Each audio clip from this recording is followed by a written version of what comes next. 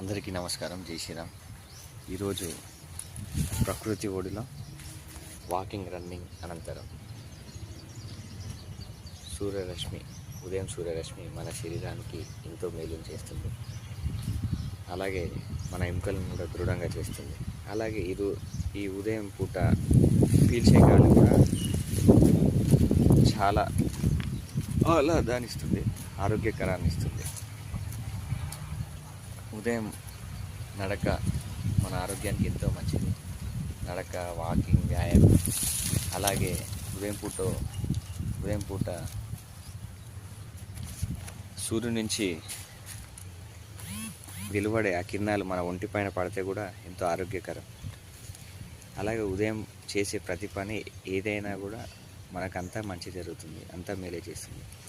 ఇక్కడ చూసుకుంటే రావి చెట్టు చాలా మంచిది. రావి చెట్టు చుట్టూ మన హిందువులు ప్రకృతిని ఆరాధించే దాంట్లో రావి చెట్టు కూడా ఎంతో ప్రాముఖ్యత ఉంది. పిల్లలు లేని వారు కూడా రావి చెట్టు చుట్టూ తిరిగితే పిల్లలు అవుతారని చెప్పి దాంట్లో సైంటిఫిక్ రీజన్ కూడా ఉంది.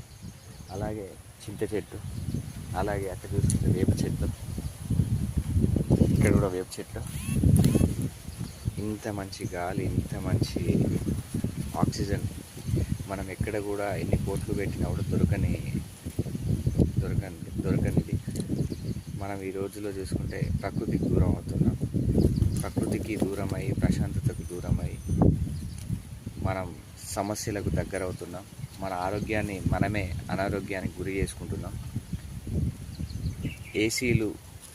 అలాగే ఏసీ లేనిదే మనిషి ఉండలేడు అనే పరిస్థితి తీసుకొచ్చాం. అలాగే ఫ్రిడ్జ్ వాటర్ లేనిదే నీళ్లు తాగలేమని చెప్పి, అలాగే పిజ్జాలకు, బర్గర్లకు దగ్గరై మనం అనారోగ్యాన్ని కొని తెచ్చుకుంటూ మన పిల్లలకు కూడా అదే అలవాట్లు నేర్పిస్తూ మన పిల్లలను మనమే ఖరాబ్ చేస్తున్నాం.